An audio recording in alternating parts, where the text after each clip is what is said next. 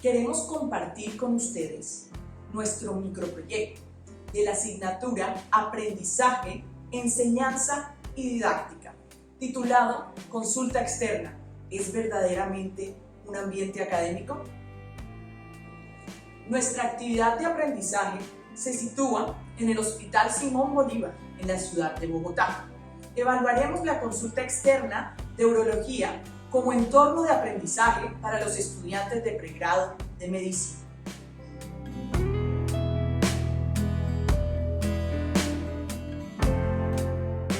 Nuestra actividad de aprendizaje es la consulta externa de neurología. En esta interviene el estudiante, el paciente y el especialista. Los pacientes, al encontrarse en un hospital universitario, entienden que pueden ser valorados por personal en formación y solo se les solicita el consentimiento para la realización del examen físico, más no para su atención. El urólogo lidera la consulta. Al lado de este se sientan los estudiantes y frente a estos está el paciente. La consulta comienza con el llamado del paciente por parte del estudiante en la sala de espera.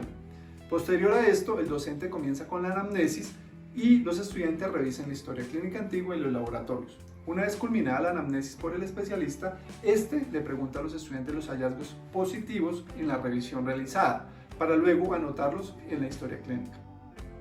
El examen físico es realizado por el especialista y este le explica paso a paso a los estudiantes cómo realizarlo y con el consentimiento del paciente estos lo replican. Esta actividad se delega progresivamente hasta que los estudiantes adquieren la habilidad y la destreza para realizarlo de manera independiente, siempre bajo la supervisión del docente.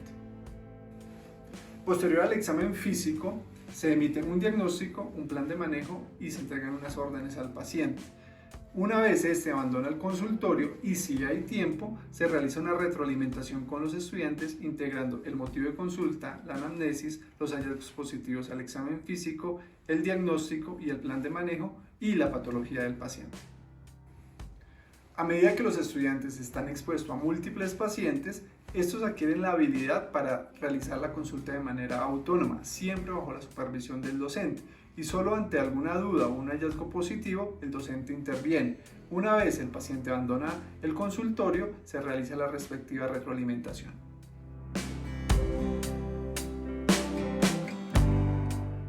Con algunos especialistas yo hago el interrogatorio, o sea, yo llamo al paciente y voy como construyendo la historia clínica, luego se lo presento y hacemos el examen físico juntos.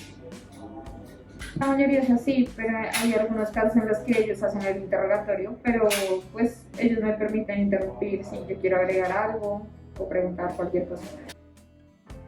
Siempre el paciente ingresa y yo como médico soy el que tomo el mando de la consulta, el estudiante está al lado, a mi lado y él va haciendo el estudiante va haciendo los interrogantes. Uno también va direccionando la anamnesis. Posteriormente uno va a hacer el examen físico, el estudiante me acompaña al examen físico, se le pide permiso al paciente si el estudiante lo puede examinar y si puede participar, por ejemplo, en el tracto rectal también lo puede hacer. Después se revisan los exámenes de algunos paraclínicos y se le dice al estudiante sí, que le dé una idea diagnóstica que propone, que dé una opción de tratamiento. Y después pues, se analizan los resultados y se llega a una conclusión, una hipótesis diagnóstica y se le da un tratamiento.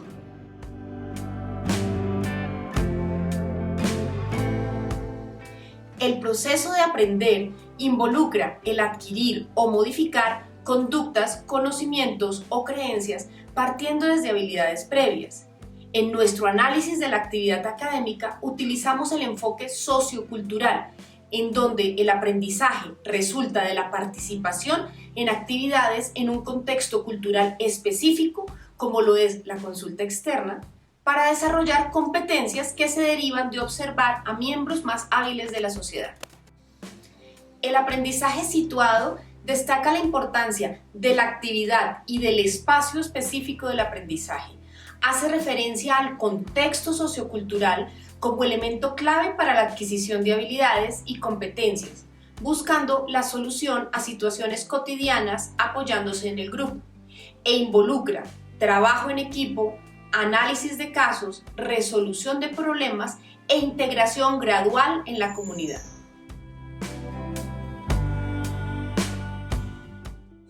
A la fecha, existen varios modelos para implementar estrategias de aprendizaje en la consulta externa.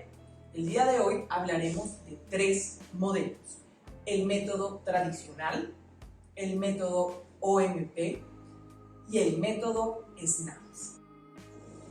El método tradicional consiste en la presentación del paciente, quien es valorado por el estudiante. El docente procede a realizar un interrogatorio dirigido para aclarar la anamnesis, los hallazgos del examen físico, establecer un diagnóstico diferencial y un plan de manejo. Este modelo permite al especialista extraer la información necesaria para tomar las decisiones clínicas y comportarse como un consultor experto en el tema. El modelo OMP consiste en el desarrollo de 5 microdestrezas. Estas son: establecer un diagnóstico por parte del estudiante acerca del caso, indagar sobre el proceso de comprensión del estudiante, ilustrar las reglas generales relacionadas con el caso, proporcionar una retroalimentación positiva acerca de lo que el estudiante hizo bien y, finalmente, número 5, corregir los errores del estudiante, al igual que realizar recomendaciones para mejora. El modelo SNAPS es una aproximación centrada en el estudiante a través de 6 pasos controlados por él: hacer un resumen de la historia y los hallazgos clínicos, reducir las posibilidades diagnósticas a 2 o 3, analizar los diagnósticos diferenciales al comparar y contrastar las posibilidades, interrogar al instructor acerca de dificultades o alternativas en el abordaje, realizar un plan de manejo para el paciente y seleccionar un problema relacionado con el caso para el aprendizaje autodirigido. Por medio de encuestas, testimonios, análisis y grabaciones de las consultas, pudimos detectar diferentes factores que potencian el aprendizaje o lo limitan en el momento de la consulta externa. De las fortalezas encontradas en la consulta, encontramos 3. 1. El nivel de complejidad del hospital teniendo diferentes patologías. 2. El volumen de pacientes que pueden ver los estudiantes en consulta externa. Y 3. Los beneficios que se encontraron al ver que los estudiantes miraban al docente hacer el examen físico para después replicarlo y poder ser retroalimentados. Entre las limitantes encontramos varios aspectos a resaltar. Primero, la comunicación. Se asume que los estudiantes cuentan con habilidades de comunicación, incluso se les ordena que entreguen las órdenes o expliquen a los pacientes las patologías, pero no se tiene claro si tienen estas habilidades y se desaprovecha la oportunidad para enseñárselas. Un aspecto a mejorar es la disposición del consultor. Vemos que siempre se atañe a un método muy tradicional y que podríamos modificar esto para potenciar las habilidades interpersonales y la comunicación del estudiante. Una limitante es el tiempo. Al tener consultas cada 20 minutos, no siempre se aprovecha el tiempo que hay para poder hacer academia o para poder retroalimentar a los estudiantes en su proceso. Otra limitante es tener docentes a veces limitados o que no les gusta la ausencia. Al ver que estos nada más realizan su consulta, dejan al estudiante como un observador y no aprovechan esta oportunidad para consolidar el conocimiento.